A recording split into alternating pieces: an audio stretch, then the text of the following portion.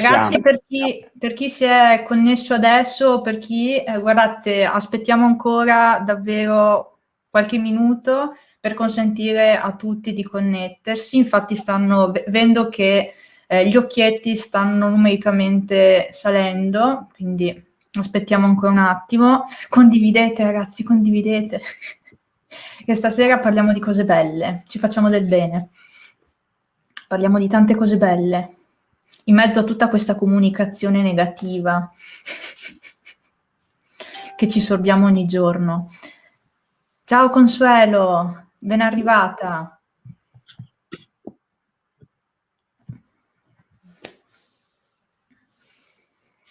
Qui la diretta da Padova, io sono la quota padovana, patavina, Enzo da Bellunia. Dalla ridente Belluno.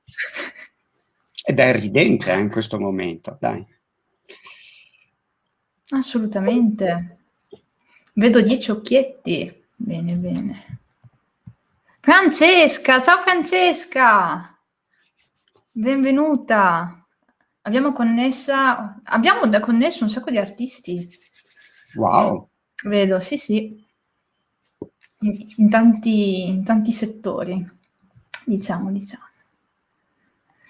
Beh, come la imposteresti? Allora, per chi è connesso, sappiate che la nostra conversazione in realtà era partita mezz'ora fa, perché io ed Enzo siamo così, quando iniziamo a parlare,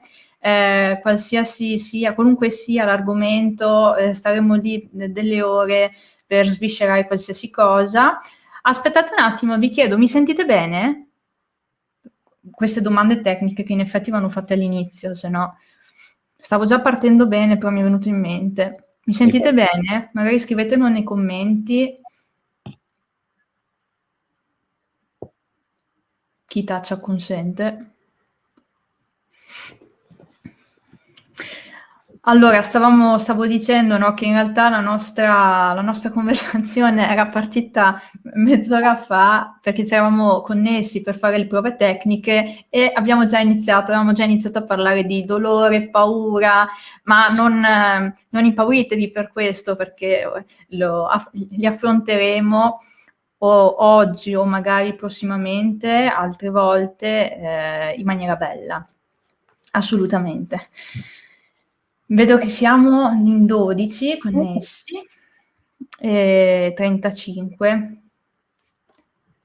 Perfetto. Grazie Cinzia. Benvenuta Manuela. Benissimo. Allora, stasera, dai,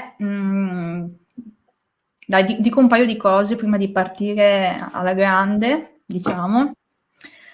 Non so se, hai visto la locandina, immagino che l'avranno vista anche le persone che si sono collegate.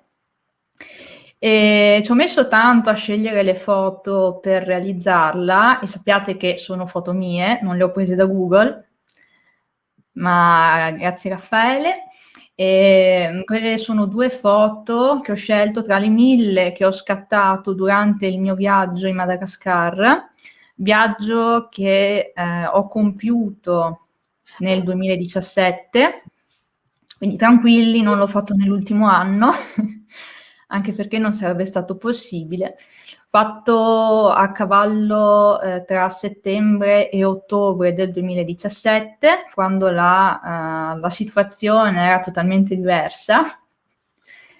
E, oddio, dipende dai punti di vista, perché comunque eravamo sul principiare della peste bubbonica in Madagascar, per cui in realtà la situazione a livello di malattie, diffusione appunto di malattie non era proprio gradevole. Comunque sia, io ho scelto quelle, tra tutte le migliaia di foto che ho fatto, ho scelto quelle 2 perché secondo me erano significative. Volevo in qualche modo lanciare una domanda al pubblico. Per fare un po' di mente locale, io ho messo 2 foto dove si vede un uomo su una sorta di zattera che sembra quasi improvvisata nel centro di un lago. E poi un'altra foto dove si vede una bambina piccola, vestita a festa, sorridente, a 400 denti. E io accostando quelle due foto, ho voluto in qualche modo porre una domanda in diretta, suggerire una riflessione. Noi in questo momento ci sentiamo più come quell'uomo da solo su quella zattera improvvisata in mezzo all'acqua, e sembra quasi anche che non abbia una meta e che sia in qualche modo in balia dell'elemento, oppure ci sentiamo più vicini a quella bambina che, nonostante il contesto, perché voi magari non potevate saperlo, però è una bambina orfana che vive in un orfanotrofio, che non ha nulla, e però nonostante questo è sorridente, è felice.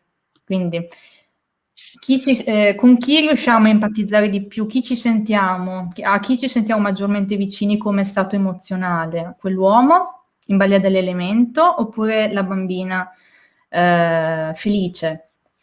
Ecco, questa era la domanda che volevo porre. Non spiegherei ancora il titolo dell'intervento, diciamo, del manifesto, Madagascar, gli anticorpi della paura, perché vorrei che in qualche modo durante l'intervento le persone ci arrivassero un po' da sole.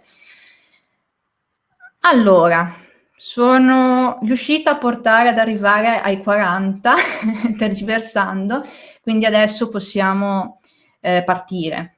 Allora, ringrazio tutti coloro che sono presenti. Io sono Sara Trevisan. Da qualche anno a questa parte ho iniziato a lavorare come formatrice nei confronti di persone che sono disoccupate o inoccupate, di qualsiasi tipo di età. Però stasera sono qua soltanto come Sara Trevisan, la Sara che nel 2017 si è recata, ha fatto questo viaggio in Madagascar con un compito totalmente differente, con delle finalità totalmente differenti.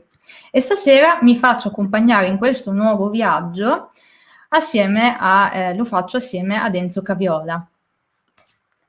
Se ti vuoi Ciao, presentare. ciao Sara, grazie per avermi invitato questa sera a fare questa chiacchierata insieme. Grazie a tutti voi che siete collegati questa sera, che passate un po' di tempo insieme a noi. E io sono Enzo Caviola, sono un infermiere che da un po' di tempo ha, diciamo, cercato di evolvere la sua professione di aiuto alle persone, andando incontro un po' alle dinamiche di vita e non solo alle dinamiche di malattia, e per questo ho intrapreso un percorso per cercare di essere utile alle persone anche in salute e non solo in malattia, e ho intrapreso quindi un percorso dedicato prevalentemente alla cura della salute e del benessere anche quando si sta, diciamo, bene e non ci sono, diciamo, dei problemi di malattia o di altri disturbi particolarmente importanti. E per questo ho intrapreso anche la professione di coach. Sono un lifestyle coach certificato nel metodo ungaro e da un anno ormai pratico anche questa attività. Benissimo, ti ringrazio Enzo. Allora, Grazie a te. insieme faremo questo percorso questa sera. Io presenterò a te e a tutte le persone che ci seguono le mie esperienze, la mia esperienza in Madagascar, la quale comunque è stata segnata in particolar modo da due eventi, due esperienze particolarmente importanti e significativi, e ti chiederò di commentarli, comunque di spiegarli, di dare il tuo punto di vista, considerando appunto il grandissimo apporto che puoi dare. Wow. E portando agli altri, insomma, tutto ciò che noi in realtà ci diciamo sempre, che questa volta abbiamo deciso di condividere insieme agli altri, perché può essere davvero una cosa un'esperienza arricchente, come Per suoi fortuna dire. Sara, per fortuna Sara che mi hai detto che doveva essere una chiacchierata, adesso mi dai un compito veramente arduo. Cercherò di fare del mio meglio. Bene, allora ragazzi e ragazze, intanto contestualizziamo un pochino, visto che abbiamo anche la memoria un pochino labile. Allora, settembre-ottobre 2017. Io per esempio vivevo a Trento, adesso vivo a Padova, nel frattempo ho vissuto anche a Belluno, le cose cambiano tantissimo. Non c'era ancora stata la pandemia, non sapevamo ancora cosa fosse il coronavirus e quindi in qualche modo anche il nostro modo di approcciarci a determinate tematiche erano diverse da oggi. Io ho avuto sul finire di agosto la possibilità di conoscere delle persone a Trento del circolo Circolo Allergia. Ah, scusate, faccio una premessa, non farò nomi e cognomi tante volte per una questione di privacy. Comunque, chiusa parentesi. Ho avuto il piacere di conoscere delle persone che ogni anno, almeno prima della pandemia, ogni anno si recavano in Madagascar per portare le donazioni, i contributi delle persone nel Trentino, contributi per sostenere delle attività volte alla diffusione di programmi di alfabetizzazione, diffusione della cultura in territorio malgascio, in Madagascar.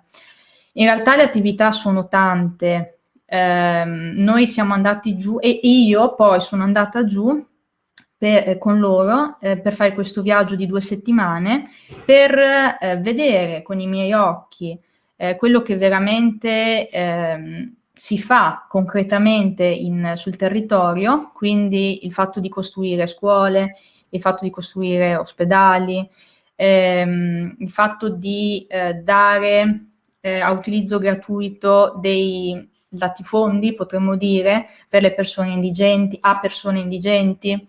E comunque il fulcro del nostro viaggio era vedere come veniva gestita l'attività in ambito di istruzione, diciamo, in una regione che si chiama Bemar, che non è segnata neanche sulle cartine geografiche. Infatti ci sono le scuole francescane che in quella zona, non solo lì, però soprattutto in quella zona, si occupano di appunto far studiare i ragazzi di ogni età. In loco io ho avuto modo di vedere un istituto con più di 500 bambini di ogni età che studiavano grazie agli insegnanti stipendiati dai donatori trentini. E noi siamo andati là proprio per vedere come le attività andavano avanti, se andavano avanti. E io in prima persona ero l'incaricata di fare le riprese. Avevo proprio tanto di cinepresa per fare una sorta di reportage da portare indietro, per scrivere anche degli articoli. Siamo partiti il 3 ottobre e dopo che ci eravamo messi d'accordo a fine agosto, io avevo avuto un mese soltanto per prepararmi psicologicamente ma anche fisicamente, perché per affrontare un viaggio del genere bisogna anche fare una determinata profilassi contro le malattie endemiche del luogo, quindi avevo fatto tutti i vaccini, dopo vedrete perché vi spiego tutto questo, perché è importante spiegarlo. Comunque ero andata a farmi l'antipolio, l'antitifica, avrei dovuto fare anche il vaccino per l'epatite, mi pare l'epatite A, insomma una delle due, ok? Però a Belluno, l'ospedale di Belluno mi disse che era meglio non farla perché avevano troppe poche dosi e preferivano tenerle per chi si scopriva avere veramente il problema, diciamo. Poi mi dissero di portarmi dietro il, tra virgolette, vaccino per la malaria, che quello invece avrei dovuto assumerlo durante il periodo di esposizione del problema, così almeno mi dissero, cosa che poi non ho fatto, comunque così.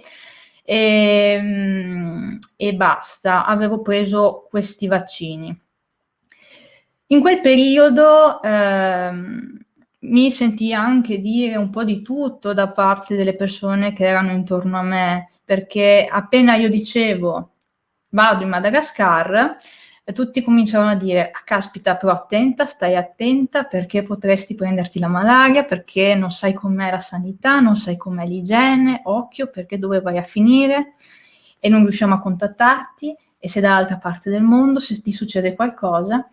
Io non ho mai avuto paura di tutte queste cose, però dopo un mese di, posso quasi dire, lavaggio del cervello, perché davvero ogni persona con la quale parlavo mi dava un feedback di questo tipo, un ritorno di questo tipo, dopo un mese la mia idea era diventata: vado lì quasi per ammalarmi. Vabbè, voi direte perché ce lo dice e adesso lo scopriamo, adesso lo capiamo perché. Il 3 ottobre, insomma, partiamo, facciamo questo viaggio, iniziamo questo viaggio in aereo, Venezia, Abu Dhabi, Seychelles e Madagascar, quindi ben 3 scali. Un viaggio lungo 26 ore, mi sembra, estenuante. Arriviamo a Ivato, che è una cittadina a 13 km da Antananarivo, che è la capitale malgascia.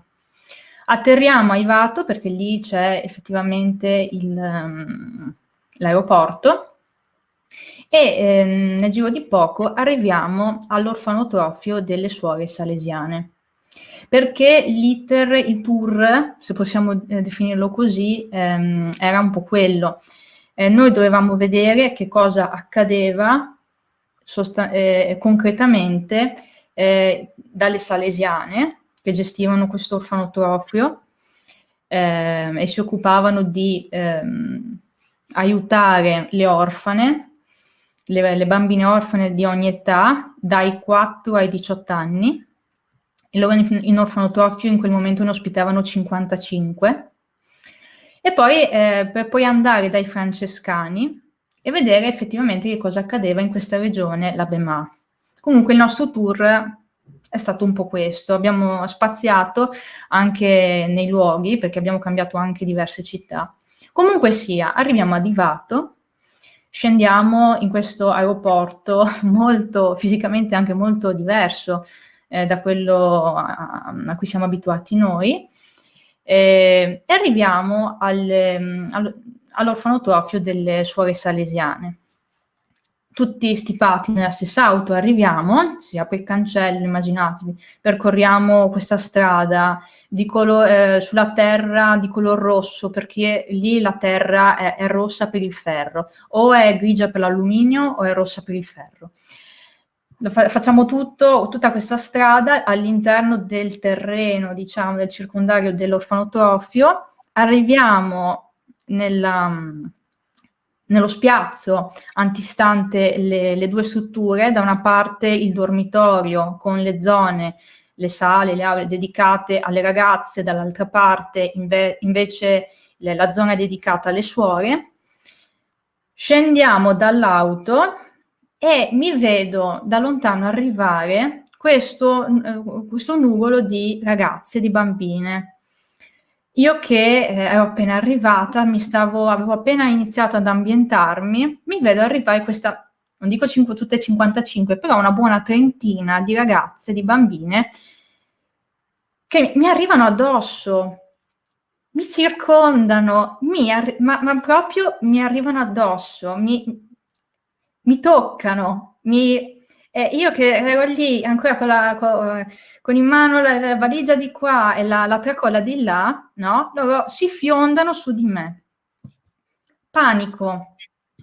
La mia reazione è stata di panico, ma non paura, proprio panico, perché in primo luogo, per 2 ragioni secondo me molto, molto evidenti, che poi magari tu mi potrai dire.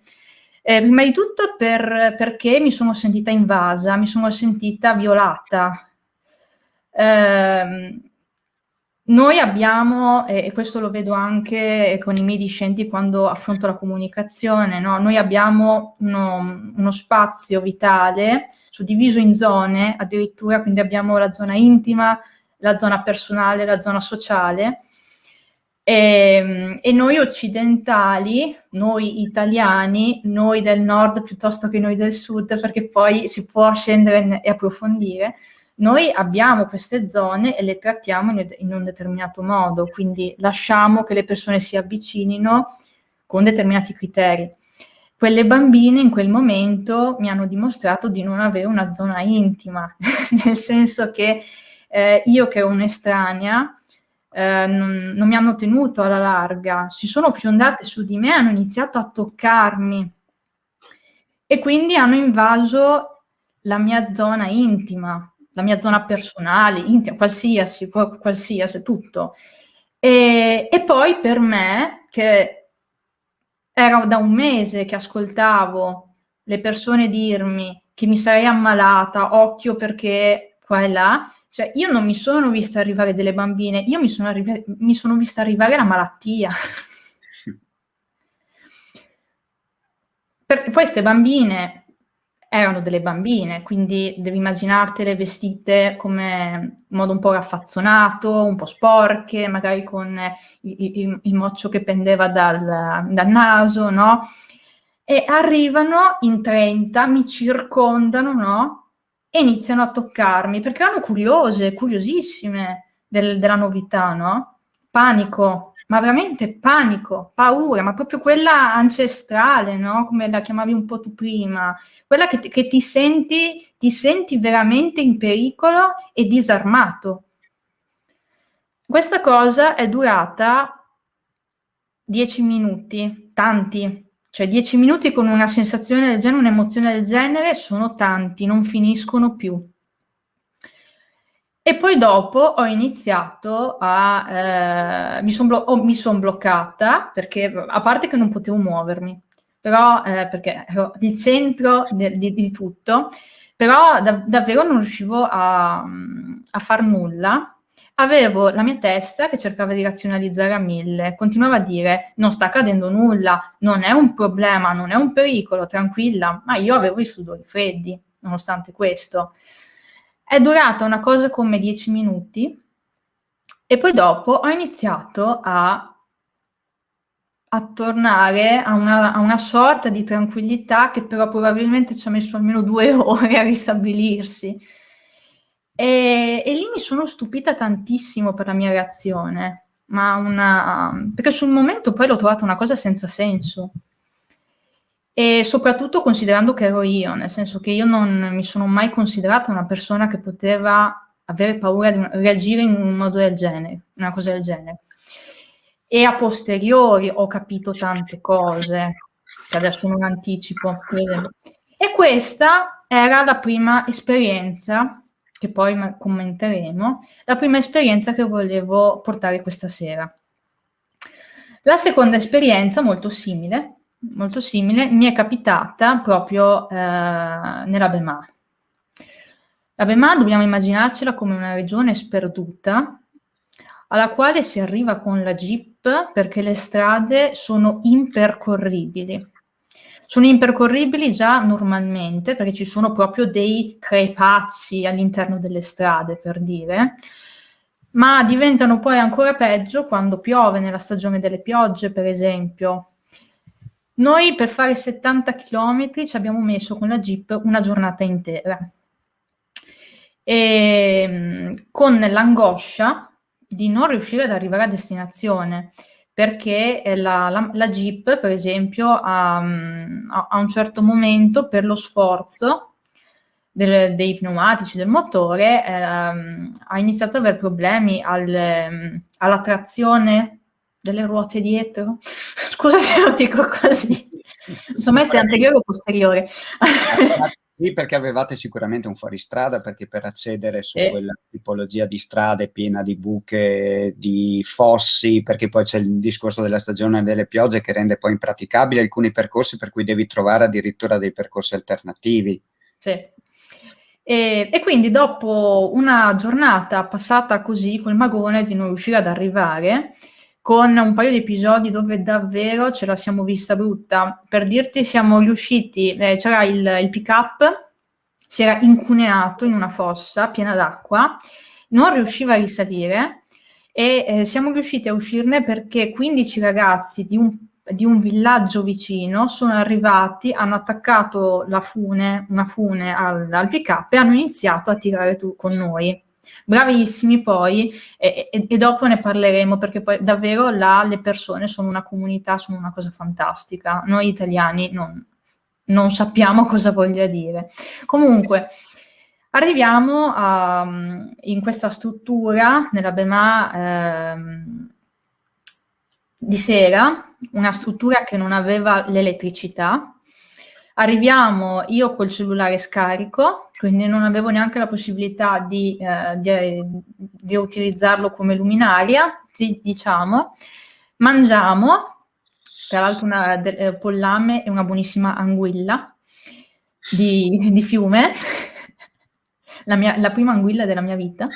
Comunque mangiamo in questo posto che a me ha ricordato, no, molto bello, cioè carino, finché c'era la luce.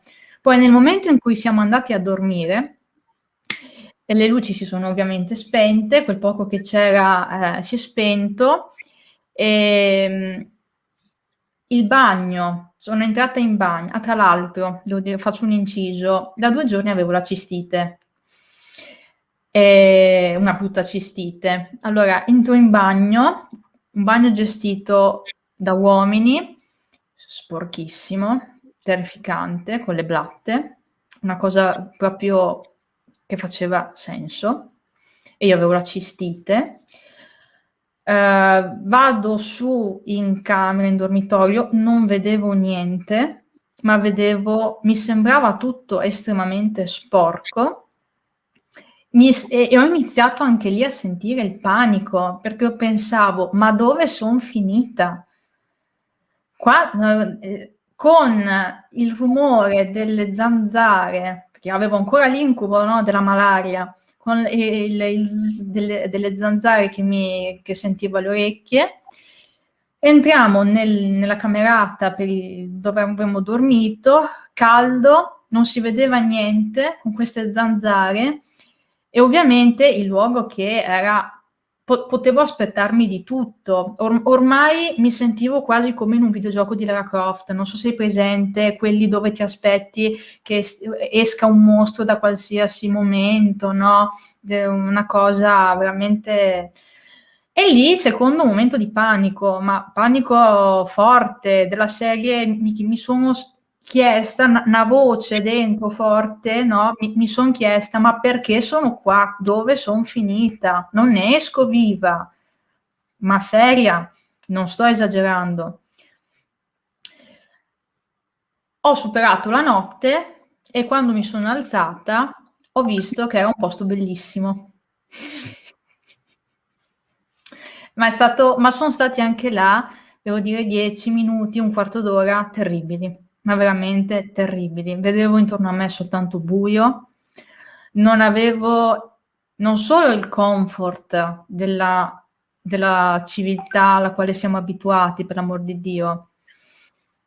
Aspettate, una persona mi ha detto se non è partito l'evento. Sì? Scusami un attimo. Sì, siamo in diretta. Ok.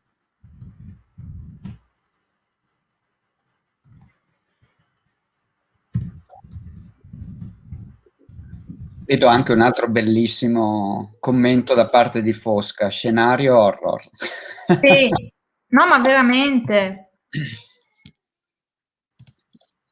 Ma che strano, come... Scusa un attimo, perché non Io lo sto capisco. vedendo, è in diretta sulla tua pagina. Sì, aspetta, è che non posso... Però se c'è una persona sola e tutte le altre stanno guardando, direi che vincono tutti quelli che riescono a vedere. Sì, sì, sì, no, è che mi dispiace se... Può semplicemente provare a ricaricare la pagina, secondo me. Ah, ok, perfetto, ora c'è. Ok, perfetto. Allora, benissimo, risolto. Quindi, cosa stavi dicendo? Sì, quindi intorno a me, no, vedevo soltanto buio e sporco e non so che altro la mia immaginazione ha messo dentro in quel momento. E mi sono sentita veramente in una situazione di panico, ma devastante, una di quelle cose, in una di quelle situazioni dove ti senti di non uscirne, di non poterne uscire, disarmato totale, in pericolo di vita. E per poi, ripeto, svegliarmi il giorno dopo e vedere che era un posto bellissimo, molto suggestivo, ovviamente non era il Grand Hotel, ok? Ah, ecco dove mi ero bloccata.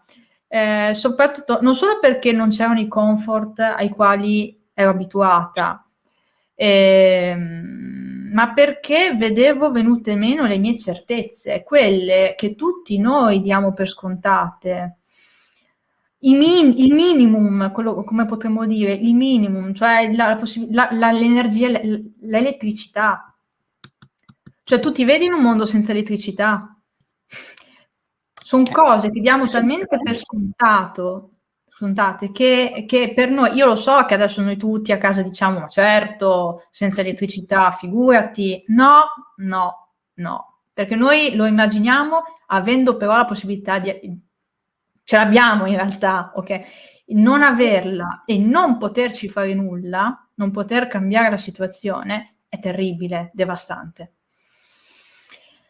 E il giorno dopo, insomma, mi sono svegliata e ho visto che la situazione era decisamente diversa. Era molto diversa da come io l'avevo percepita, vista e percepita. Ecco, queste sono le due esperienze dalle quali volevo partire questa sera per parlare insieme a te, anche se poi ce ne sarebbero tantissime altre, magari ci arriviamo lo stesso, oppure le lasciamo per i prossimi incontri. Ecco.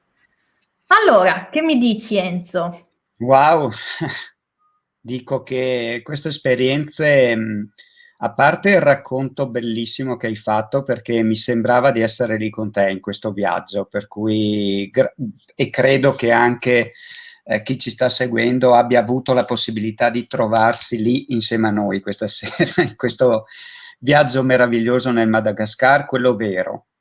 Per cui intanto ti ringrazio per questa testimonianza di vita e questa esperienza estremamente forte che però ha un grande valore e ti dà valore come persona, per cui innanzitutto grazie per questo, Sara. Cosa dire? Beh, hai toccato sicuramente degli argomenti estremamente attuali, molto attuali, e nello stesso tempo degli argomenti che fanno parte della nostra vera natura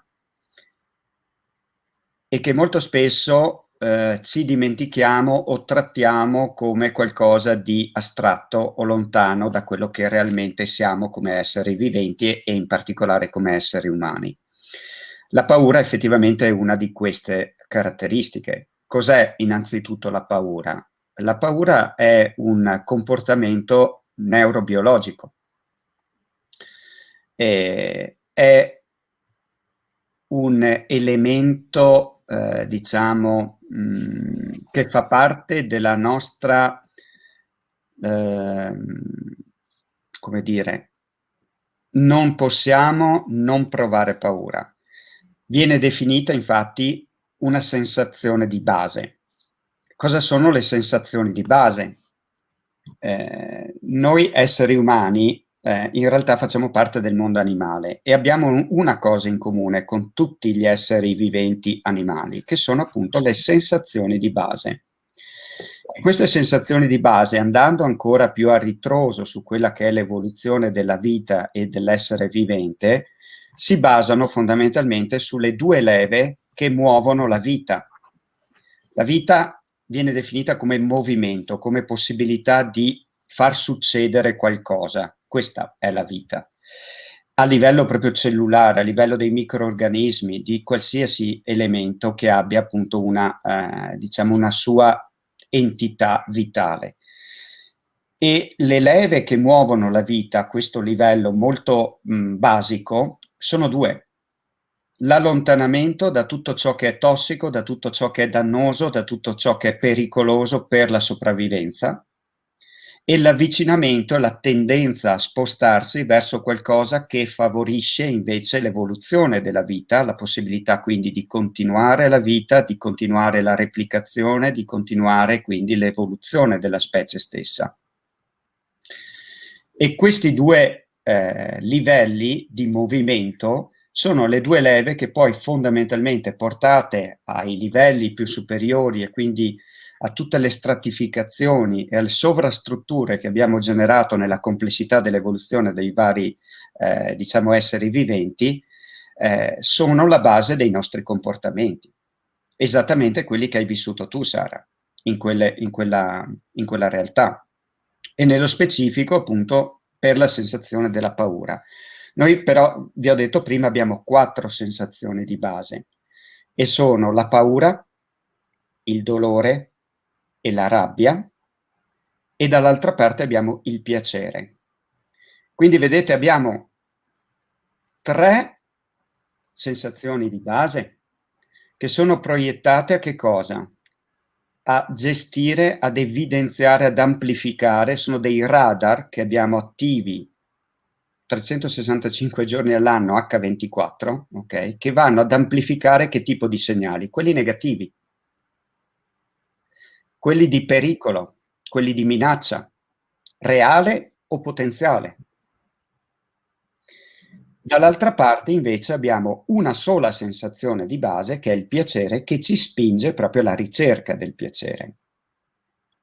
E questo meccanismo di base è un meccanismo che si è evoluto ed è presente quindi nella nostra, diciamo, natura biologica, biochimica e del DNA, in milioni di anni di evoluzione. E si è evoluto in questo modo proprio per garantire la sopravvivenza della specie, per garantire l'evoluzione della specie. Ed è tarato quindi rispetto a che cosa? All'esposizione che in questi milioni di anni l'uomo come specie ha avuto, e quindi nel mondo naturale. Pensiamo appunto agli antichi, all'uomo di Neanderthal per intendersi, ok? Che vivevano in un ambiente totalmente naturale.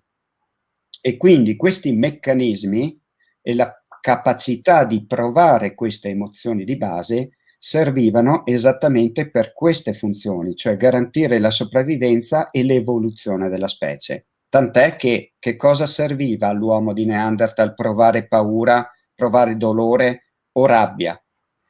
Era quella classica modalità di risposta, di attacco e fuga, ok? Fight and flight, che poi in realtà non si conclude solo con queste due modalità, ma c'è anche poi il freeze, cioè la paralisi, quindi il blocco davanti alla minaccia o al pericolo, ok? Che erano le modalità di risposta di fronte a che cosa? Di fronte al leone che li attaccava, di fronte alla tempesta o al fulmine che gli arrivava in testa, cioè questi erano i pericoli a cui erano esposti, oppure ad esempio il dolore provocato da un qualcosa di acuto, ad esempio gli spini di una pianta che toccavano, eccetera, eccetera. Quindi tutte queste dinamiche servivano, queste sensazioni servivano per garantire la capacità di allontanarsi da tutto ciò che era minaccia e che poteva appunto compromettere la propria sopravvivenza. Per quanto riguarda il piacere, l'uomo antico non aveva tutte le aspettative di piacere che abbiamo noi oggi. Fondamentalmente ne aveva solo due, era molto semplice la sua vita, aveva bisogno di provare piacere per mangiare, perché altrimenti non sarebbe sopravvissuto, e anche per fare sesso, altrimenti non si sarebbe evoluto e non avrebbe garantito, e noi non saremo qua oggi, perché non avrebbe garantito la sopravvivenza della specie e la riproduzione della specie. Questo è la base di partenza. Quindi la paura in realtà è una delle sensazioni di base estremamente importanti, perché senza la paura noi non saremmo mai sopravvissuti e non saremmo mai riusciti ad arrivare al mondo che conosciamo oggi. Dall'altra parte, sempre nell'ottica evolutiva, la paura ha una duplice funzione, perché la prima funzione l'abbiamo un po' capita, è quella fondamentalmente di garantire appunto la sopravvivenza. Quindi quella che viene definita poi oggi modernamente anche nella terapia strategica viene definita risposta di primo ordine. La paura infatti che cosa ti permette? Ti permette proprio di allontanarti fisicamente dalla minaccia, dal pericolo o da quello che ti può danneggiare in quel momento. Ed è per questo che la risposta attivatoria della paura è la risposta da stress acuto, che permette quindi l'attivazione, come abbiamo detto prima, del sistema appunto di attacco, di fuga o di paralisi. Infatti, tutte queste modalità di risposta rispondono esattamente a quelle tre sensazioni di base che le rappresentano. Perché io attacco quando sento la rabbia. Perché se io in quel momento sto amando, è molto difficile che faccia un attacco. Quindi parlando di una sensazione diversa, ok? Quindi ho assolutamente bisogno di sentire quell'emozione di rabbia per poter attaccare, per poter quindi sopraffare la minaccia per sopravvivenza. La fuga rappresenta invece in primis la paura, perché appunto quando ho paura che cosa faccio? Fuggo, scappo, mi riparo, mi allontano.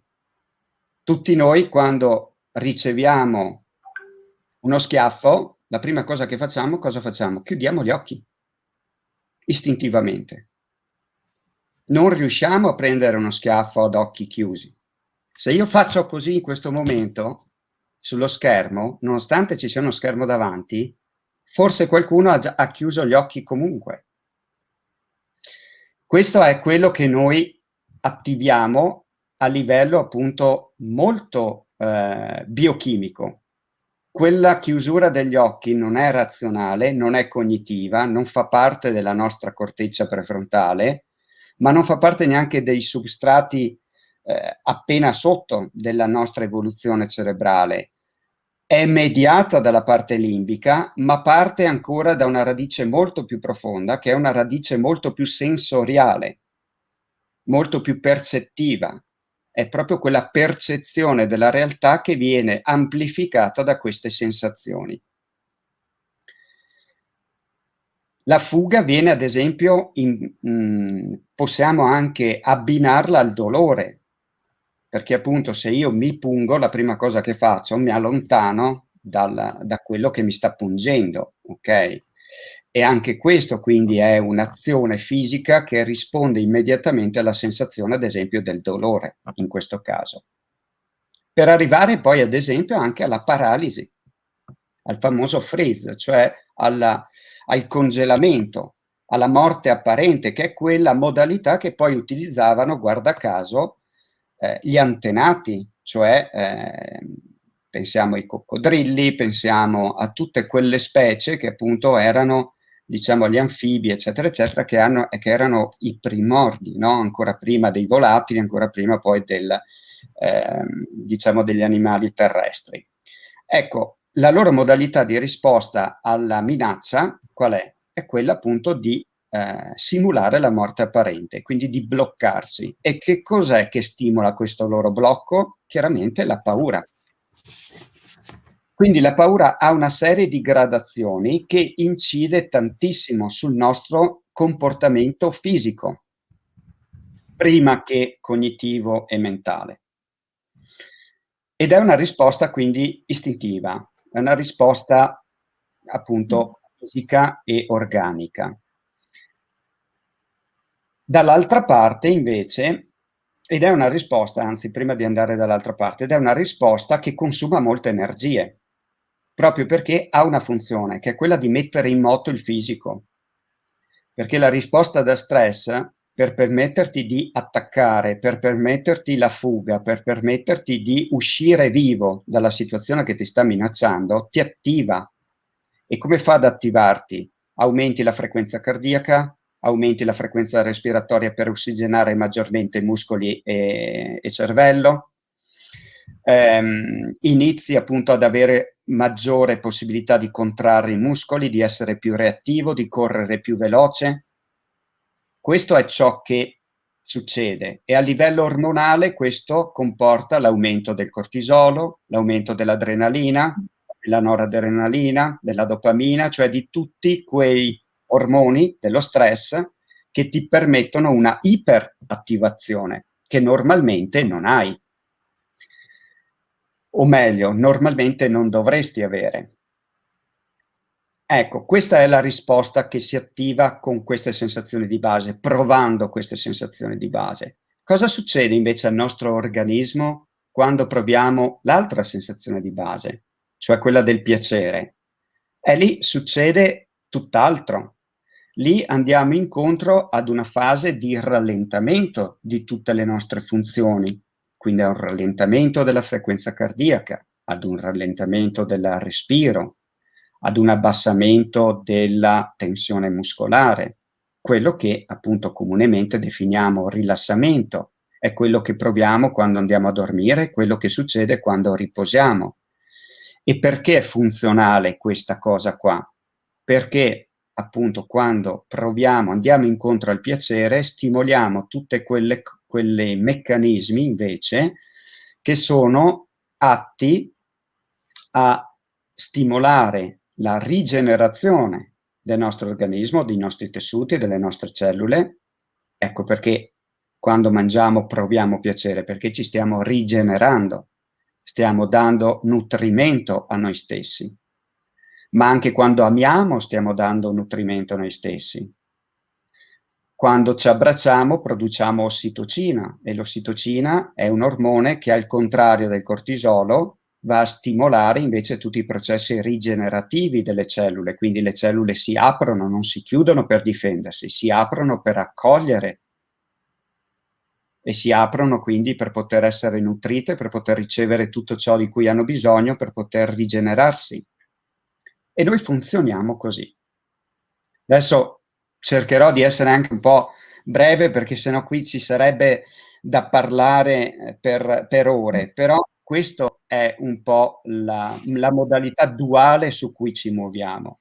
Tant'è che nel primo caso attiviamo il sistema nervoso ortosimpatico, nel secondo caso invece andiamo a stimolare il sistema nervoso parasimpatico.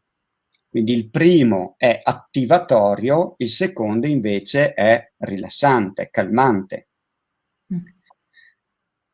E sono legati appunto a queste emozioni di base. Quando noi proviamo paura, che cosa succede? Attiviamo il sistema nervoso simpatico, quindi attiviamo tutta quella cascata neuroormonale della risposta da stress.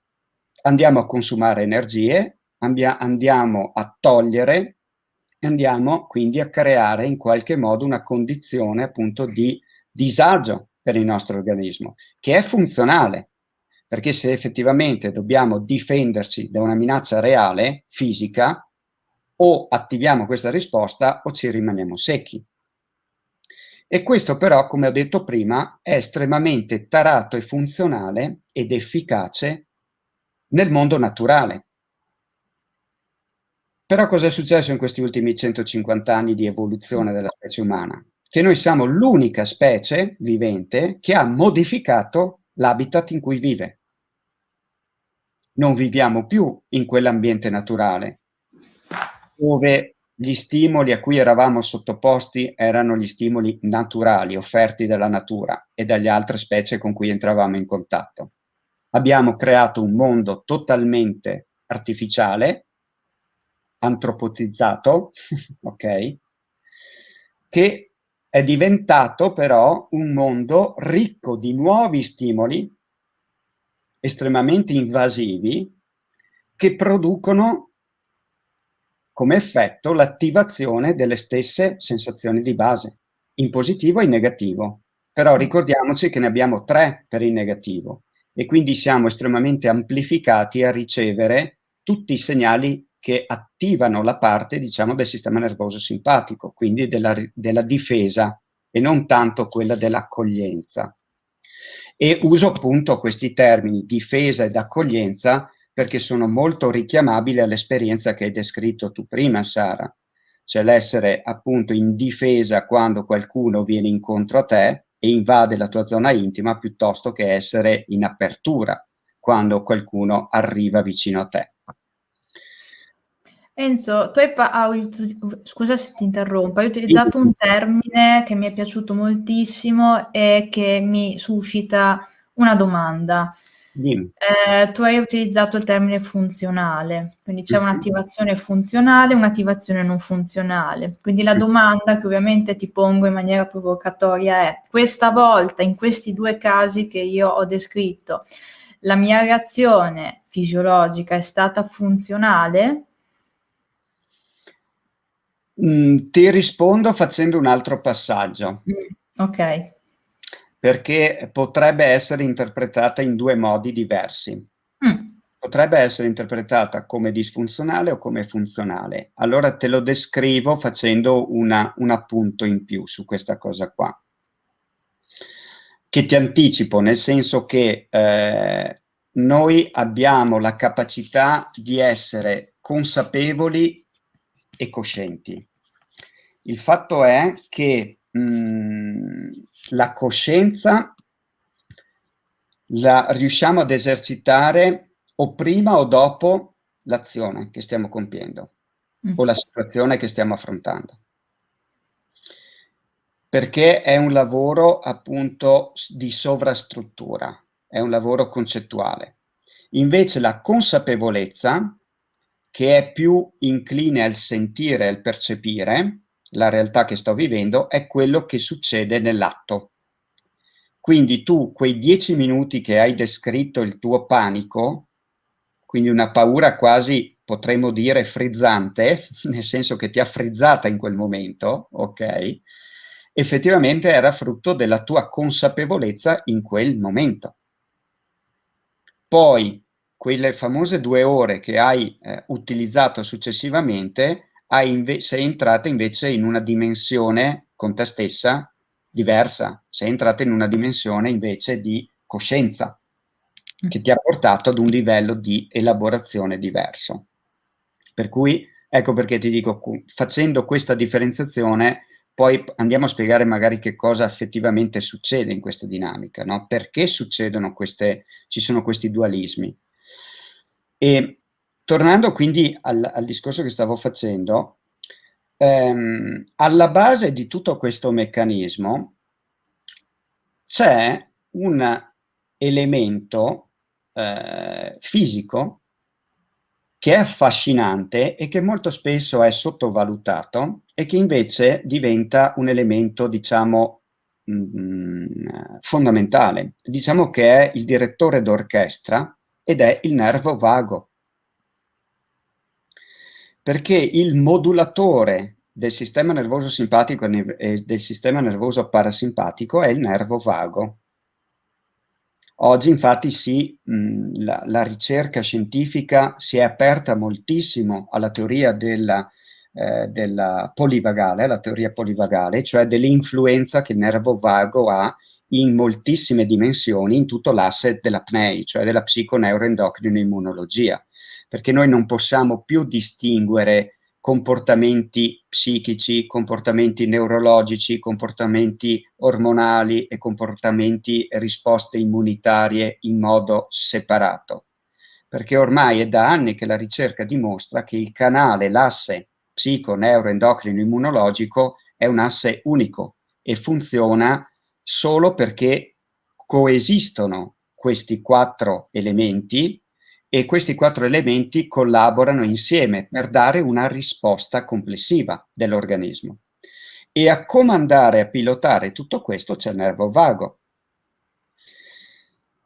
E tant'è che il nervo vago, se voi pensate,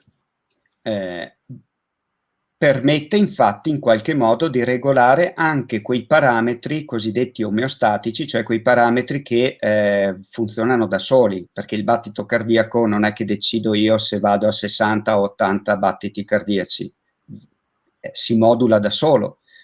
La frequenza respiratoria, idem, è chiaro che mentre sto correndo aumenta, ma non sono io che decido di aumentarla con la testa. Adesso corro e quindi aumento perché ho bisogno di più aria.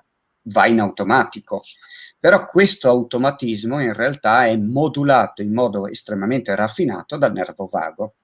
Ma non solo cuore e respiro, anche tutta l'attività intestinale, quindi come digerisco il cibo che mangio, ma anche a livello della masticazione, come mastico il cibo quando mangio. E quindi dipende dalle sensazioni di base che sto provando in quel momento, come mastico, se più o meno veloce, se con più o meno attenzione, producendo o non producendo, ad esempio, alcuni succhi salivari che mi permettono di aumentare o migliorare la mia capacità digestiva, ma anche la fonazione, come sono in grado di portare fuori la voce, l'articolazione delle corde vocali è comandata dal nervo vago. Le espressioni facciali che riesco a fare, perché tutta la parte dei nervi cranici e del trigemino sono assolutamente collegate al nervo vago. E quindi tutto quello che è la mia capacità di relazionarmi con gli stimoli esterni che introduco, che si avvicinano a me o che io porto verso l'esterno, sono governati dal nervo vago. E oggi la scienza dimostra che l'influenza della modulazione del nervo vago va anche quindi ad intervenire sulla nostra relazione, quindi sulla nostra capacità di relazionarci con il mondo che ci circonda.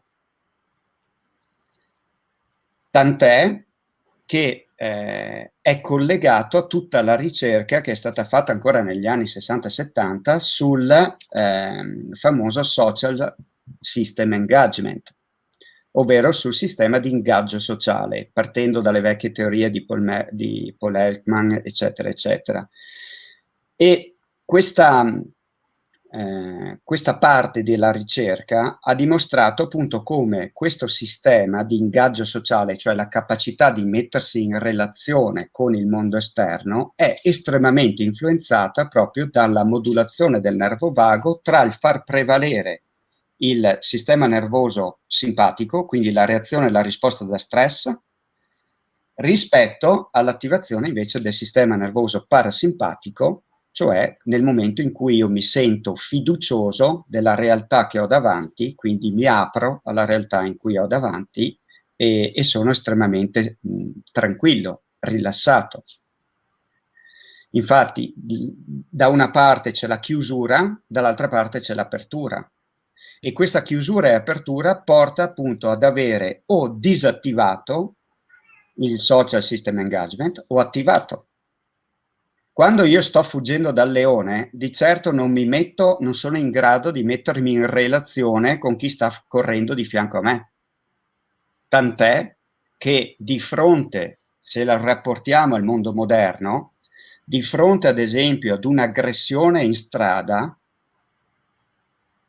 tanto più, anche questi sono degli studi che hanno dimostrato che tanto più l'aggressione indiretta, cioè che non sta colpendo te, ma sta colpendo un'altra persona, è vicina a quel famoso tuo spazio che hai descritto prima, sociale, personale o intimo, tanto più tu non sei neanche più in grado di chiedere aiuto, non solo per te stesso, ma neanche per gli altri, chiaramente, perché si è chiuso totalmente la tua capacità di metterti in relazione col mondo esterno. Quando invece tu ti trovi in una situazione di fiducia, ecco che le cose cambiano. Sei in grado di sorridere, sei in grado di esprimere emozioni attraverso appunto la tua espressione facciale, sei in grado di aprire la bocca e di accogliere del cibo, sei in grado di modulare i tuoi movimenti, renderli più aperti, più ampi, più lenti. Questo è quello che succede. E il problema qual è? Che oggi nel mondo moderno, purtroppo, e l'hai descritto bene tu, con quel mese preparatorio in cui hai fatto un'esposizione intensiva, ok, di che cosa? Di elementi che ti hanno favorito l'attivazione del sistema nervoso simpatico.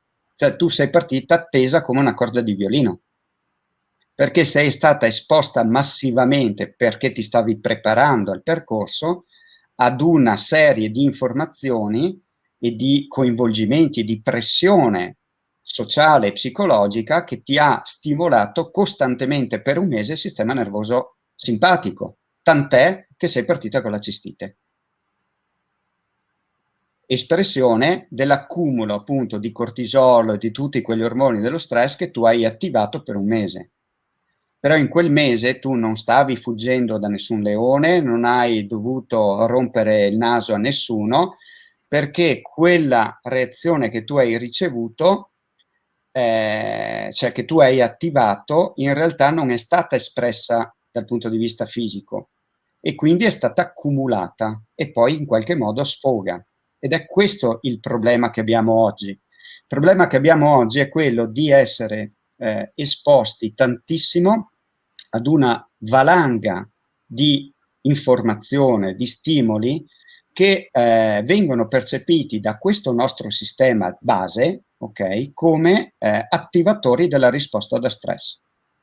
Quindi dei segnali di minaccia, di pericolo, che poi la minaccia sia la pandemia, sia il terrorismo, sia la violenza sulle donne, sia non lo so, qualsiasi altra cosa, tutta quella cronaca nera, tutto quello che ci viene costantemente bombardato dai mass media, la pericolosità di chissà quale elemento chimico che sta inondando il mondo, cioè cose che poi oltretutto non toccano neanche la nostra realtà quotidiana, però sono tutte stimolazioni che vanno ad attivare quel sistema lì. Ma anche ad esempio la paura per affrontare un esame universitario, anche ad esempio la paura di affrontare il capo in azienda con cui non ho un bel rapporto e con cui mi sento sempre a disagio perché mi sento in inferiorità, perché non mi sento compreso, perché in qualche modo questa persona ha un'influenza negativa su di me o mi faccio, cioè la vivo come una minaccia perché se non soddisfo le sue aspettative rischio di rimanere a casa. Tutte queste manifestazioni, cioè tutti questi stimoli, non fanno altro che attivare che cosa? Paura, dolore o rabbia e di conseguenza l'attivazione del sistema nervoso simpatico, che dovrebbe garantirmi la sopravvivenza. Il problema è che qui non devo sopravvivere a nessuno se non a me stesso, perché qui non si tratta di un pericolo, una minaccia fisica, a cui è corretto che io risponda con un'attivazione di quel tipo perché mi permette di fuggire, mi permette di attaccare, mi permette di difendermi. Qui non posso, diciamo, andare e incazzarmi con il capo perché sennò effettivamente l'effetto che ottengo è quello di essere licenziato, ma se continuo a stimolare ad esempio la mia paura oppure accumulo sofferenza, accumulo dolore, soffro nell'andare al lavoro, prima o poi comunque mi ammalo, e queste sono le dinamiche che oggi ci colpiscono prevalentemente. E nella relazione succede la stessa cosa. Abbiamo sicuramente la possibilità di trovarci costretti, vista l'evoluzione anche diciamo della nostra specie e quindi anche il numero che abbiamo raggiunto di persone, di entrare in contatto molto di più con le persone e quindi di trovare molta più sensazione di minaccia con l'incontro con l'altro, cosa che nel mondo naturale non esisteva. Anzi, nel mondo naturale quando incontravi un tuo simile era una gran fortuna, perché unendo le forze c'era più possibilità di sopravvivere. Lì si innescava un'altra paura, la paura dell'abbandono da parte del proprio gruppo. Invece qui noi iniziamo ad avere la paura dell'altro, perché siamo talmente tanti, talmente diversi, che non siamo tarati per gestire qual è la vera minaccia rispetto ad una potenziale minaccia. E questa potenziale minaccia però alla fine è frutto di che cosa? Di chi siamo noi, del nostro vissuto, della nostra capacità percettiva e interpretativa della realtà, e questo crea dei bias che sono molto individuali, ma che nello stesso tempo possono diventare un grosso limite. Perché mentre la paura, ad esempio, nel mondo naturale era solo positiva e quindi garantiva sicuramente la sopravvivenza, nel mondo moderno, vista in questa ottica, diventa invece un forte limite. Perché cosa succede quando hai paura? Ognuno di noi ha provato la paura, quindi sa benissimo che cosa succede. Quando hai paura non c'è spazio per altre emozioni, provi solo quella. La tua attenzione, il tuo focus è lì, è sul problema, è sulla minaccia, è su quello che ti fa paura. La tua concentrazione rimane lì, ma anche questo è fisiologico che la tua concentrazione rimanga lì. Perché se io ho di fronte un leone che mi sta attaccando e nel frattempo penso a cosa devo mangiare stasera, è chiaro che la probabilità di fuggire è minima e rischio di morire. Quindi è ovvio che la mia concentrazione deve rimanere sul problema. Il problema è che se oggi la mia concentrazione rimane tutto il giorno fissa sul numero di morti proposti da Covid o sul mio capo che appunto mi può licenziare da un momento all'altro, è chiaro che in questo modo diventa estremamente disfunzionale. Per che cosa? Non per la mia sopravvivenza, ma semplicemente perché, e lo dico con estrema serietà e rispetto ai problemi che stiamo vivendo, ma sapere o non sapere il numero preciso di morti o di contagiati non è che mi metta più o meno al sicuro rispetto al problema.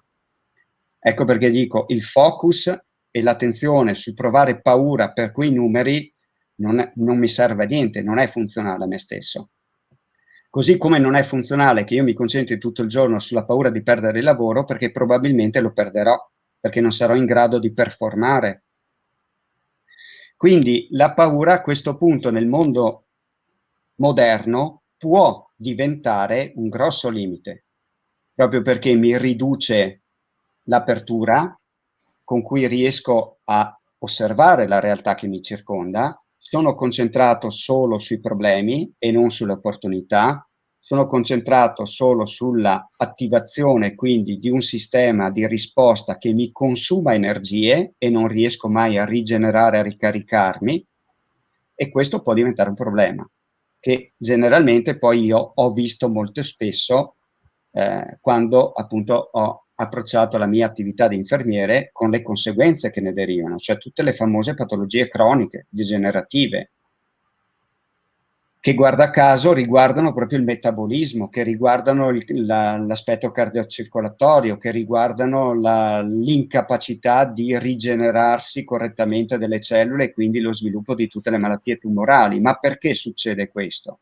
Non perché il nostro corpo voglia ammalarsi, ma perché non è più in grado di riparare i continui danni causati da da un'eccessiva attivazione del sistema nervoso simpatico e quindi della risposta da stress.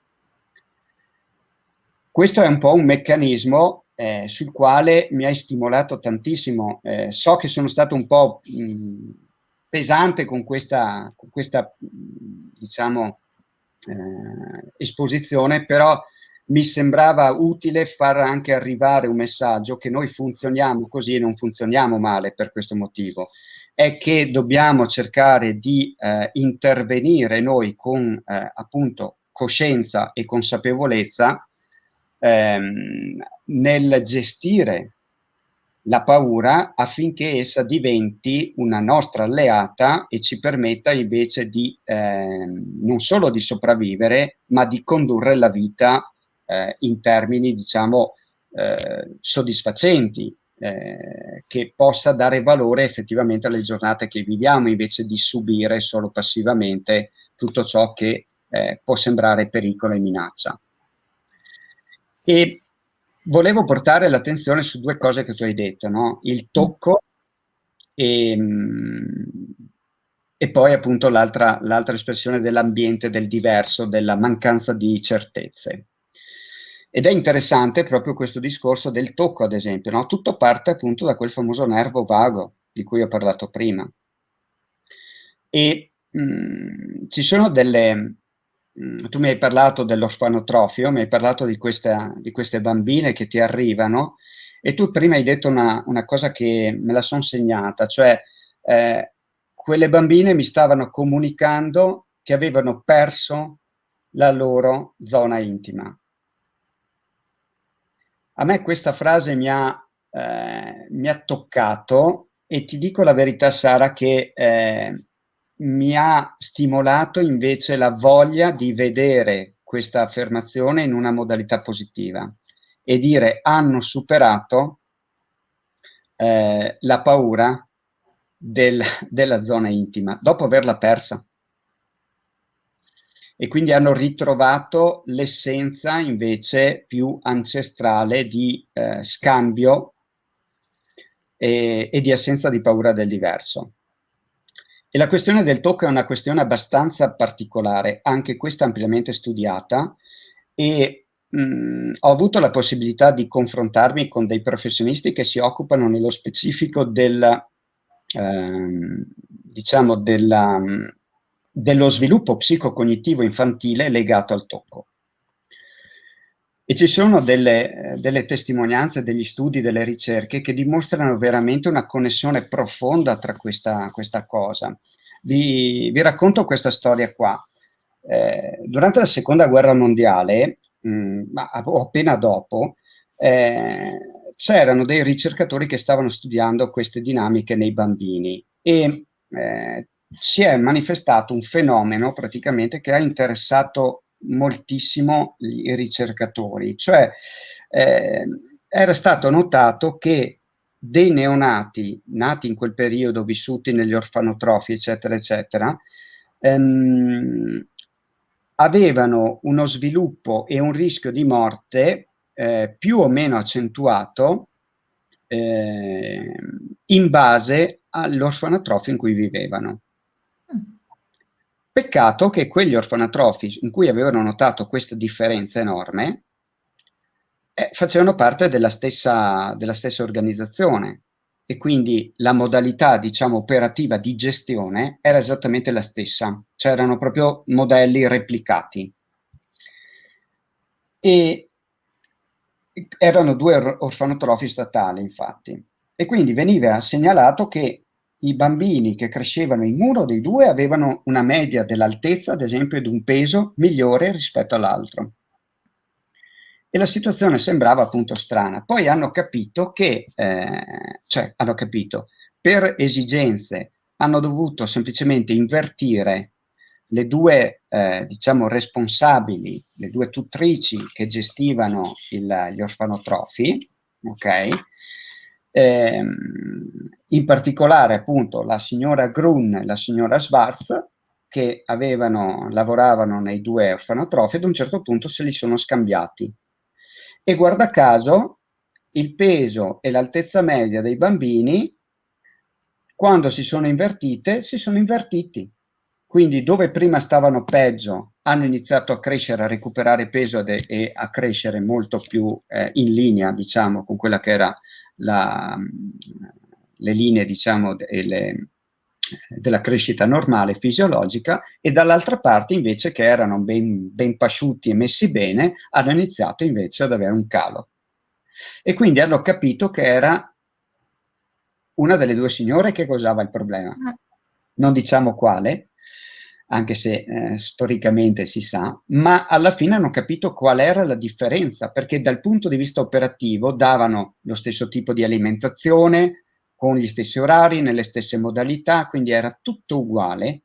L'unica differenza era che una era semplicemente più amorevole rispetto all'altra, cioè una accarezzava i bambini e l'altra no. E questo perché? Perché quando noi siamo piccoli abbiamo il senso del tatto estremamente sviluppato. Poi pian piano lo andiamo un po' a ridurre, come molto spesso succede quando siamo neonati, abbiamo tutto amplificato e poi quando cresciamo invece di evolvere involviamo e perdiamo alcune nostre potenzialità, tra cui anche il tatto. E abbiamo anche delle differenze del tipo di fibre nervose di ricezione del tatto, perché se noi pensiamo ad esempio alle parti come la pianta del piede e il palmo della mano, hanno delle fibre di ricezione del tatto leggermente diverse, anzi neanche tanto leggermente, sono proprio diverse, rispetto ad altre parti, ad esempio rispetto al dorso della mano o alle parti, ad esempio, in cui c'è la presenza di peli. Perché infatti noi non avremo mai i peli sulle palmi perché ci servono le mani per tutta la prestazione tattile, diciamo, di precisione e le piante dei piedi per sentire bene il terreno che calpestiamo e torniamo sempre al mondo naturale. Anche quello poi lo perdiamo perché noi nasciamo con le scarpe e moriamo con le scarpe, infatti ce le mettono anche quando siamo in bara. Mentre nel mondo naturale le nostre piante sono state studiate e sviluppate per sentire il terreno che calpestiamo, per entrare in contatto con madre terra. Ecco, però al di là di questo, le fibre nervose ricettive sono estremamente sensibili e provocano, guarda caso, quale sensazione secondo voi, tra le 4 che abbiamo citato prima? Quando uno ti accarezza leggermente il palmo della mano o la guancia, che sensazione provi? Di certo non paura, non dolore, naturalmente intendo, in una condizione normale di relazione normale, e rabbia, ma sicuramente provi piacere. Mm-hmm. E quindi è estremamente interessante la tua paura quando ti sei trovata a contatto stretto con questa, diciamo, invasione di campo, dove il tatto invece era esattamente la loro modalità per accoglierti e per farti sentire parte della loro famiglia. Ed è estremamente interessante capire questo passaggio perché vedi che alla fine la paura è legata ad un aspetto molto biochimico, però questa biochimica noi la possiamo purtroppo hackerare. Perché quella biochimica ancestrale, ok, soprattutto ad esempio per chi, e mi rivolgo proprio ad esempio ai casi degli orfani, che quindi vivono in quegli orfanotrofi, hanno esattamente dimostrato questo, che non è la vita da orfanotrofio che rende il bambino difficoltoso, ad esempio nelle relazioni, quando magari viene ripreso da una famiglia, viene adottato, eccetera, eccetera, che si sa che ci sono tutte queste complicanze, per cui c'è la mediazione culturale, c'è questa problematica della mancanza di affetto, eccetera, della figura materna, eccetera, eccetera, per cui diventa molto più difficile la gestione e l'inserimento in una nuova famiglia, no? È vero, ci sono tutti questi aspetti, però sono tutti aspetti sovrastrutturati. Se tu vai alla base, dipende da che cosa ha ricevuto quel bambino nell'orfanotrofio. C'è anche un altro studio che ha dimostrato in un altro orfanotrofio, ed è uno studio che ha fatto un infermiere, un mio collega, in 30 anni di esperienza stando in quell'orfanotrofio.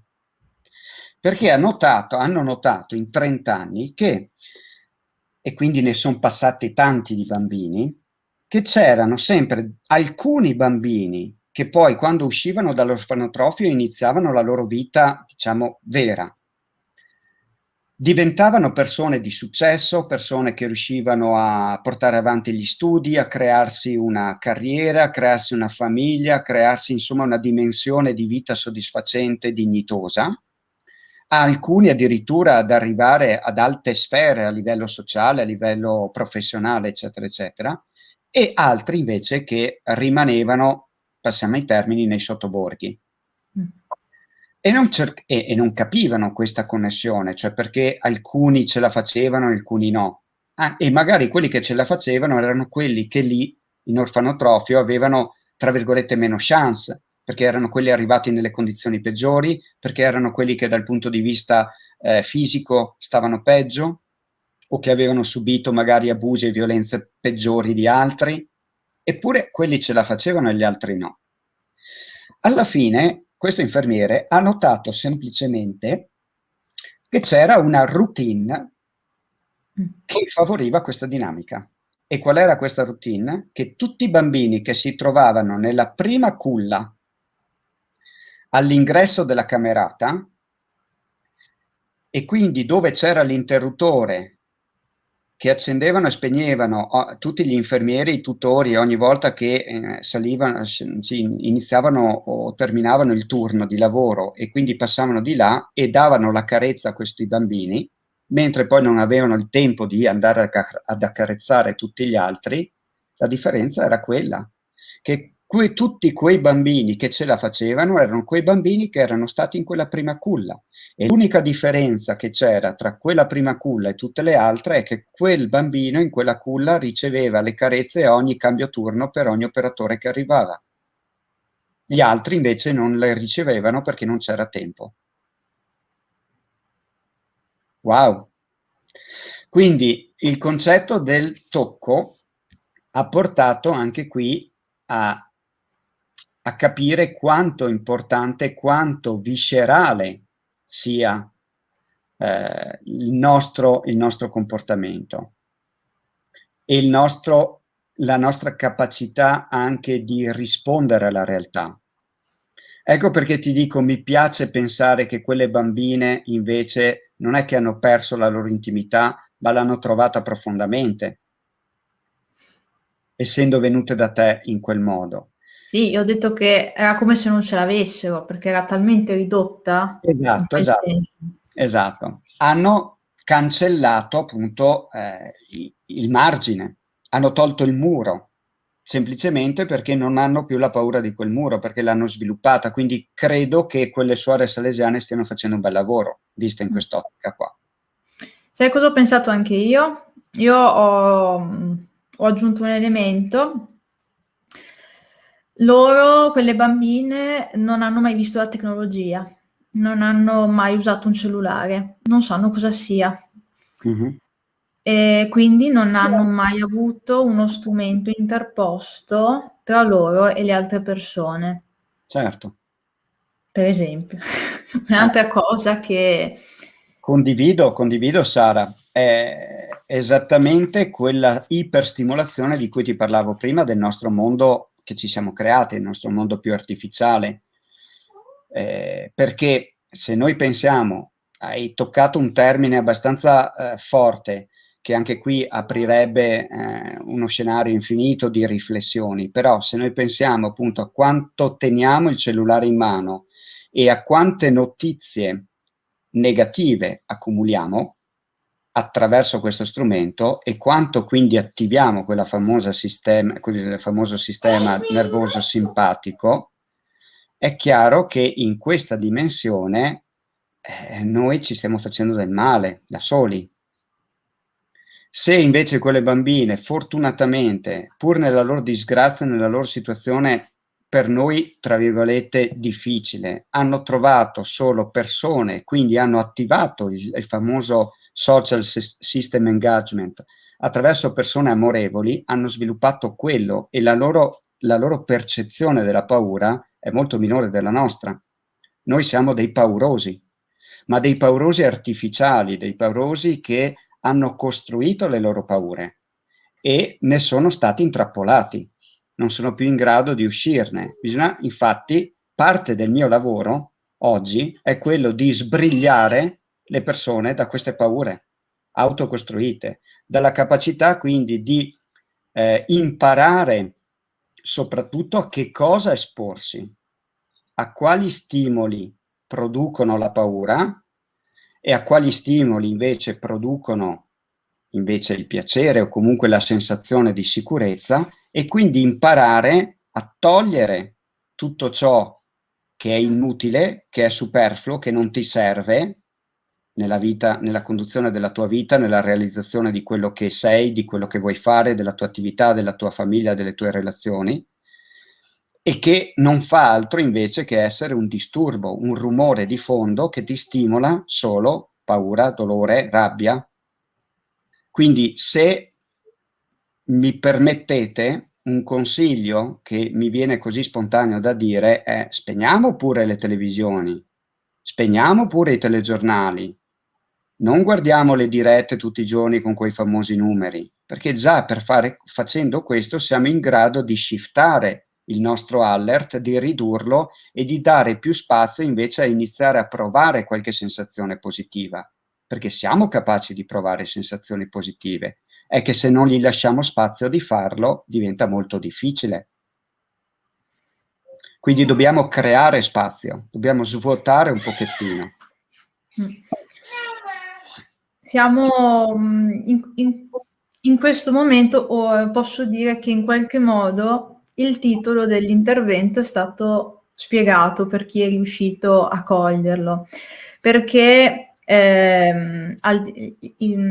le mie due esperienze, infatti, magari dopo aver parlato per un'ora e mezza di paura, uno potrebbe dire: caspita, grazie, ci avete portato questi due interventi, adesso ci avete parlato della paura, magari ho più paura di prima. No, perché noi due abbiamo parlato di queste due esperienze perché sono state estremamente positive, perché sul momento io le ho vissute in quel modo, però hanno avuto un riverbero nella mia vita estremamente positivo, perché io in quel momento, cioè, vabbè, sul momento non l'ho capito, ci ho riflettuto sopra e a distanza di anni anche sono arrivata a cogliere determinate cose, però io adesso quella paura non la provo più, perché in quel momento ho visto quanto era Sara, inutile.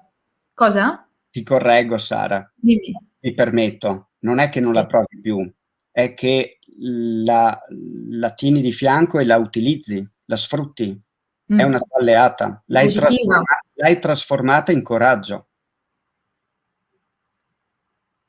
Io E quelle esperienze che tu hai descritto, se le dovessimo interpretare in un'ottica appunto più strutturata, le possiamo inquadrare in quelle che vengono definite esperienze emozionali correttive. Perché esattamente quell'esperienza che tu hai descritto molto bene prima, quel panico che tu hai vissuto, è una paura ancestrale che l'hai sentita nei visceri, perché appunto sudavi freddo, non sapevi più cosa fare, non sapevi come muoverti, cioè lì c'era un blocco totale legato a questa paura e l'hai vissuta per 10 minuti perché non potevi scappare. L'averla vissuta quei 10 minuti ti ha permesso di attraversarla quella paura ancestrale e quando sei andata oltre hai avuto la possibilità a distanza poi non solo in quelle 2 ore che hai descritto prima ma molto dopo appunto nei percorsi che hai descritto tu di approfondimento, di studi e di crescita tua personale, di rielaborare che quell'esperienza è stata effettivamente la capacità di stare nella paura. Perché questo è un altro aspetto secondo me estremamente importante. Queste sensazioni di base appunto non sono lì per nuocerci solamente, è l'uso che ne facciamo che nuoce. La loro presenza è estremamente importante anche nel mondo moderno. L'importante è l'uso che ne facciamo.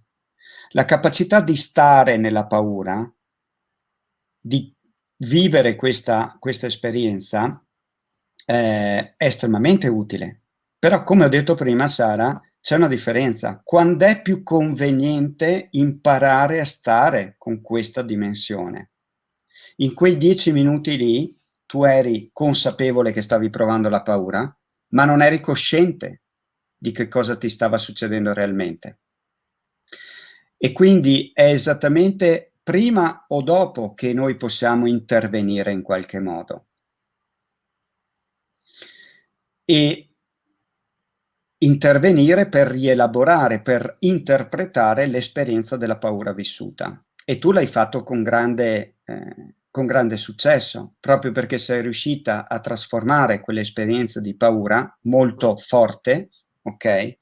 Dove, come hai detto prima, non c'avevi più nessuna certezza e quindi era in quel momento tu sentivi veramente la tua vita minacciata. sentivi proprio la paura della sopravvivenza, cioè sopravvivo o no questa notte? Domani ci sarà ancora o no, vista la situazione? O mi verrà un'infezione fulminante questa notte e domani non apro neanche più gli occhi? Cioè questo era ciò che stavi provando. Però il fatto di aver superato quella notte con questa consapevolezza, alla fine ti ha permesso di andare oltre alla paura. E questo è un esempio bellissimo, Sara, ed è un esempio che troviamo tantissime volte nella storia, se abbiamo voglia di vederlo, perché l'uomo ha sempre dimostrato e ha sempre tirato fuori il meglio di sé quando è stato in grado di andare oltre la paura, di attraversare la paura. Però bisogna imparare anche a starci nella paura. E faccio un esempio anche banale. Il pugile professionista che sale sul ring, ad ogni incontro, non è che non ha più paura perché è un pro, perché è un professionista e lo fa come lavoro. Ne ha e come di paura. Ma perché riesce a vincere il match? Semplicemente perché è capace di tenere gli occhi aperti quando gli arriva il pugno dell'avversario. E come fa a tenere gli occhi aperti quando gli arriva un pugno, quando abbiamo detto prima che la risposta di prim'ordine della paura è quella di farti allontanare dal pericolo e quindi ti verrebbe istintivo di chiudere gli occhi oltre che di metterti in guardia e di difenderti? Semplicemente perché si è allenato a stare con quella paura. Ogni volta che sale sul ring, in realtà, oltre che a fare la sua competizione sportiva, si allena costantemente a stare con la paura e ad un certo punto lui sta bene con la paura, perché è quella che gli permette di fargli vincere il match. E la capacità di vincere il match sta proprio nell'utilizzare la paura in modo sensato, in modo utile e quindi adottando una risposta cosiddetta di secondo ordine. Percepisco la paura, ci sto con la paura, tengo gli occhi aperti, è quello che mi permette di evitare il colpo. Questo per riportarlo anche a degli esempi molto più pratici e senza andare troppo in situazioni più complesse della vita. Però questo è il meccanismo. E le sensazioni, le esperienze emozionali correttive sono estremamente forti proprio perché non sono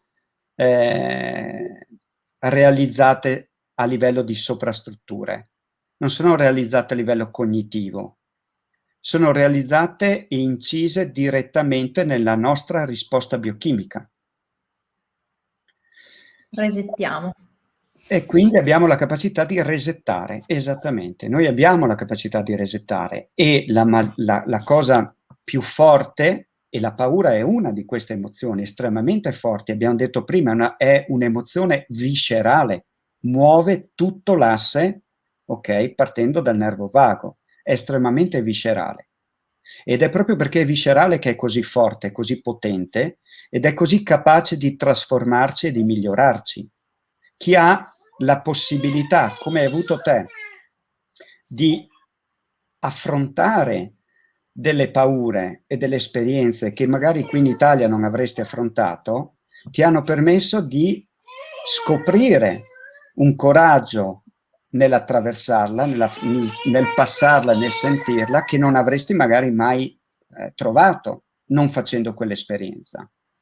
Infatti, noi sappiamo benissimo che, come ho detto prima, una delle grandi funzioni della paura non è solo quella della sopravvivenza, ma anche quella dell'apprendimento. Noi dalla paura abbiamo la capacità di apprendere e apprendiamo in modo molto intenso, proprio perché più forte è l'emozione, più si radica nella memoria inconscia e anche poi conscia perché la elaboriamo, siamo capaci di dargli un significato e di elaborarla, però si imprime proprio nella memoria inconscia, nella memoria cellulare e quindi quella risposta noi saremo poi in grado di gestirla a livello anche fisico.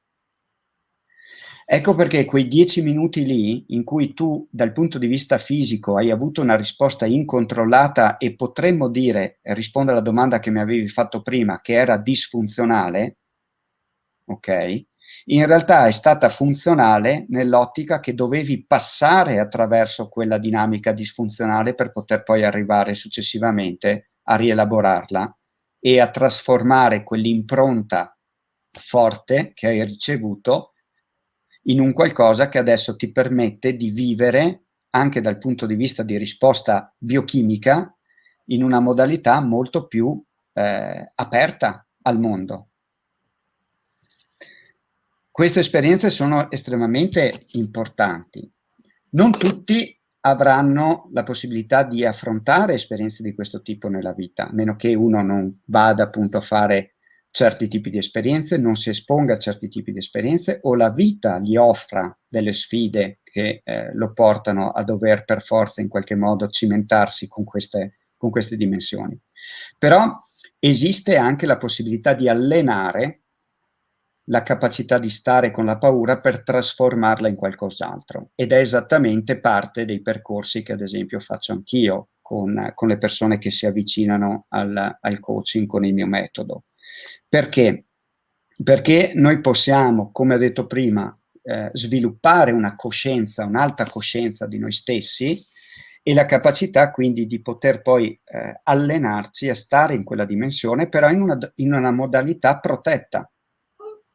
Ad esempio, una delle tecniche che vengono utilizzate in questo ambito è la tecnica che non l'ho inventata io chiaramente, ma è presa prevalentemente dalla terapia strategica breve di Giorgio Nardone, della scuola appunto di terapia strategica breve di Arezzo, che si chiama appunto tecnica della peggiore fantasia.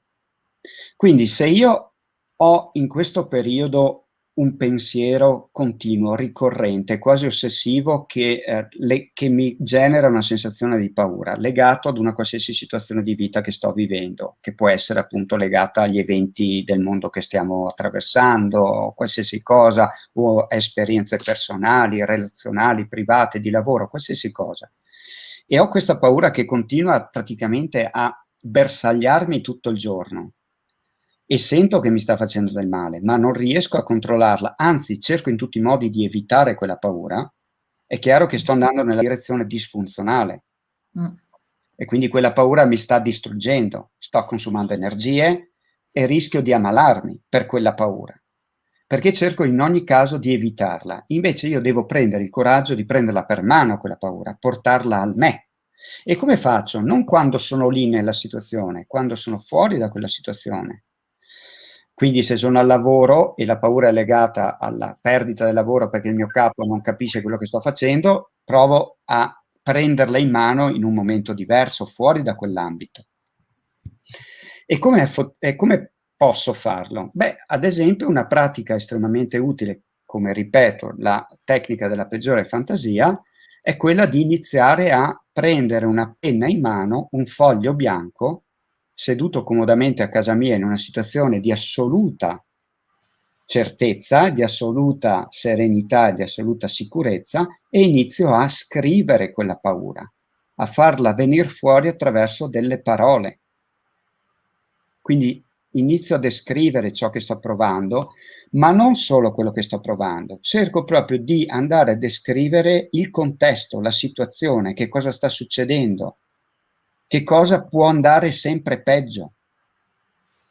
Si chiama proprio tecnica della peggiore fantasia perché io in questa modalità di scrittura, ok, cerco di amplificare quella paura, di metterci dentro tutti gli elementi che possono aggravarla, che possono peggiorarla, che possono renderla ancora più paurosa. Allora, facendo questo esercizio, io mi alleno fondamentalmente a stare in quella dimensione e lo faccio per un tempo definito. Non è che sto lì 2 ore, sto lì un quarto d'ora. Ok? Metto il timer di fianco, imposto, parto col cronometro, al termine, ding dong, basta, chiudo e quella paura la lascio lì. Dov'è? La lascio lì su quel foglio bianco.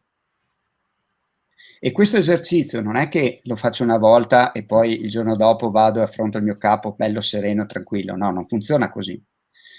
Perché? Perché non è quell'emozione correttiva vera che stai vivendo e che ti muove la biochimica, ma tu simuli una situazione, la costruisci concettualmente per muovere la biochimica e quindi ci vuole un po' più tempo. Deve essere una pratica che viene ripetuta più e più volte e anche qui non c'è un termine fisso. Ogni persona poi è in grado di rispondere più o meno a questa dimensione indotta. E chiaramente però questo è un esercizio che ci permette di intanto imparare a dialogare con noi stessi, conoscere meglio le sensazioni che proviamo, le emozioni che proviamo e le dinamiche che viviamo tutti i giorni. E poi ci permette comunque di allenare questa capacità di stare con le nostre sensazioni, perché non ci sono sensazioni di base o sensazioni o emozioni brutte o belle, positive o negative. Sono emozioni che semplicemente sono la capacità percettiva che ha il nostro organismo e noi stessi come esseri consapevoli, che sono in grado praticamente di interpretare quello che sta succedendo. Però poi quelle emozioni noi dobbiamo farle nostre, dobbiamo trasformarle in qualcosa che diventa positivo per noi, che diventa utile, che diventa funzionale.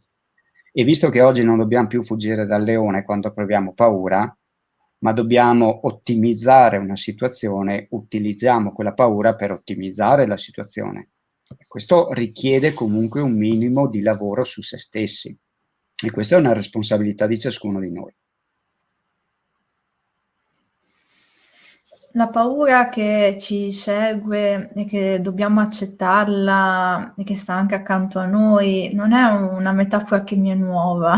Ne immagino. Ma la percepivo con piacere questa cosa, proprio wow, è proprio quello che dico io, interessante. Sì, guarda caso. Guarda caso. Non ci siamo trovati a caso, vero Sara? No, veramente. Bene. E infatti condivido che la paura, condivido tutto, soprattutto che la paura ci aiuta a imparare. E infatti io da quelle esperienze ho imparato tantissimo. Ho imparato che non devo espormi continuamente alla negatività, che esalta la paura rendendola disfunzionale. Mm-hmm. E questo è un qualcosa che possiamo, un insegnamento che possiamo trarre tutti e farlo diventare la nostra quotidianità. Mi piace poi che le mie esperienze rinvino alla malattia, perché è un qualcosa che ci tocca sul vivo oggi.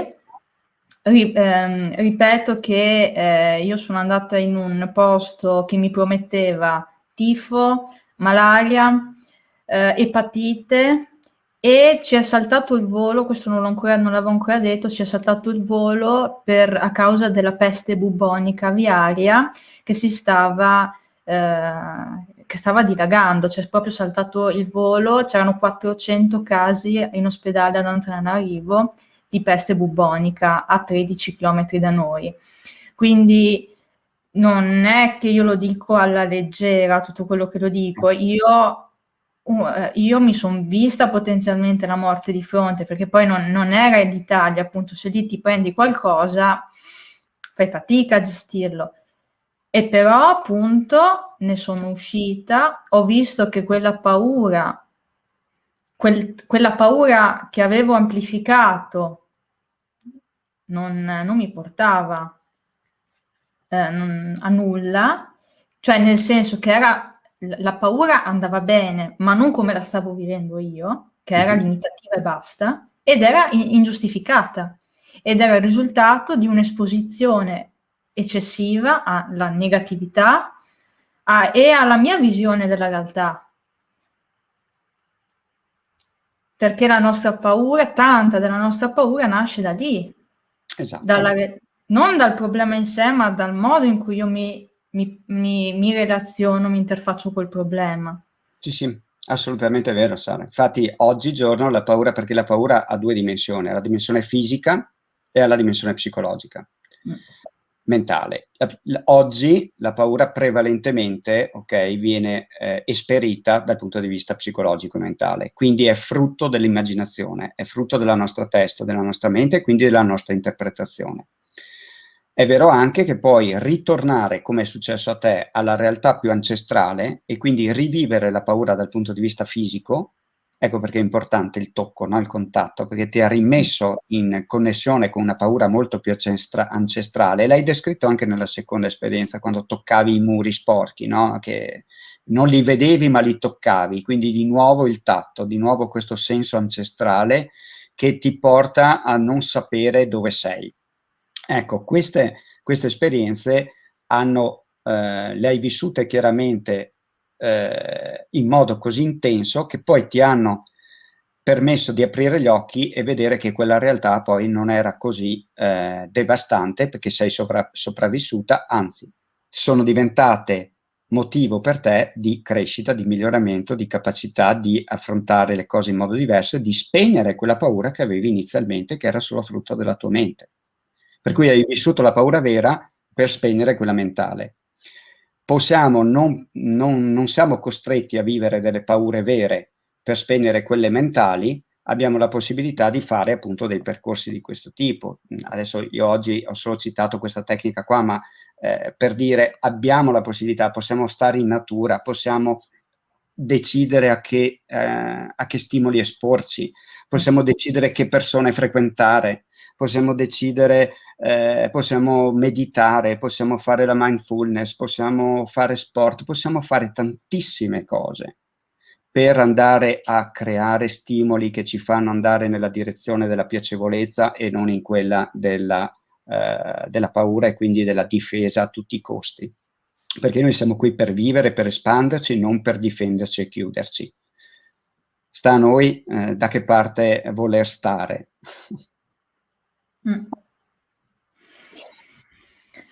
Bene, allora Enzo, vedo che siamo arrivati a 1 ora e 50. Wow. Abbiamo trattato 2 punti su 4 che io mi ero scritta, quindi evidentemente ci sarà un'altra live. Allora, io ti ringrazio. Adesso non so se volevi dire qualcos'altro. Direi sì che ho parlato abbastanza, forse ho anche tediato un po', però sai che io quando affronto questi argomenti poi io parto e io posso stare qua fino a mezzanotte senza problemi, perché fanno parte di me, sono la mia seconda pelle ed è una cosa che ho anch'io potuto sperimentare nel mio percorso e quindi condivido con grande piacere questo tipo di riflessioni, sperando possano essere in qualche modo utili e stimolanti anche per chi ci sta ascoltando. No, assolutamente sono tematiche che quando vanno trattate, vanno trattate bene, perché sennò si rischia di andare incontro soltanto a fraintendimenti e a semplificazioni, banalizzazioni inutili e controproducenti. Allora, chiosa finale. Noi oggi abbiamo parlato della mia esperienza del Madagascar, ce ne sono anche altre legate a questa esperienza, per esempio, e ti invito un'altra volta a parlarne, del fatto che in quelle 2 settimane io mi sono scordata di intolleranze alimentari. Grande piaga moderna, ormai ognuno di noi si sveglia e se ne trova una. Io, chi mi conosce lo sa, è da anni che non riesco quasi a mangiare nulla. In quelle 2 settimane mi sono praticamente sparite, mangiavo tutto, perfino il glutine, che è una delle peggiori dal mio punto di vista. Ma questo richiede come minimo un'altra live, quindi butto lì il sassolino. Oggi abbiamo parlato della paura, che è una delle tematiche che a me stanno più a cuore, tant'è che ci ho scritto un libro sopra, quindi direi no, ma anche perché, senza andare a toccare il libro che è di natura filosofica, io quando parlo, quando insegno ai miei allievi e per esempio parliamo di reclutamento, di colloquio di lavoro, cose di questo tipo, io mi sono resa conto che parlare delle paure è quasi naturale, viene naturale, perché è un momento che fa paura e spesso se le persone non trovano lavoro è perché a lavorare dietro c'è una grande paura. O più di una paura che non le fa andare avanti o che le fa andare avanti col freno a mano tirato. Quindi la paura in qualche modo anche nel mio lavoro salta fuori, e anche io sono qua per dire che in realtà è una grande alleata. Se finalmente la vedessimo per quello che è e trovassimo le modalità funzionali per averci a che fare, sarebbe anzi un qualcosa che ci manda avanti meglio. Ultima cosa dico, ragazzi, se in qualche modo avete empatizzato o vi è entrata dentro la realtà malgascia, ci sono questi bambini che davvero, e lo dico anche da formatrice, quindi per me l'istruzione è una cosa importante, se volete potete sostenere i bambini del Madagascar attraverso l'acquisto del mio libro, perché da un mese a questa parte acquistandolo si donano 3 euro per ogni coppia, e il link, il modo per poterlo acquistare in questa modalità è su questo link che ho messo in chat, perfetto, quindi acquistandolo donate 3 euro ai bambini del Madagascar e se li meritano tutti, anche di più. Bene, allora. Ottimo. Ottimo, è stato veramente un piacere, Enzo. Anche per me, anche per me.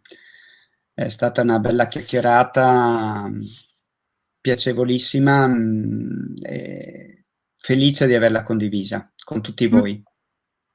Grazie per chi ha avuto la pazienza anche di ascoltare fino a quest'ora serale.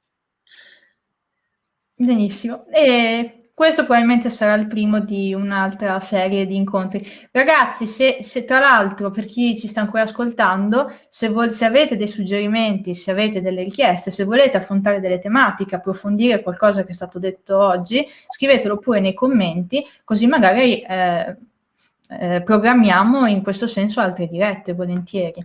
Volentierissimo. Benissimo, allora grazie a tutti. Grazie, ciao. Ciao, ciao, ciao. Ciao.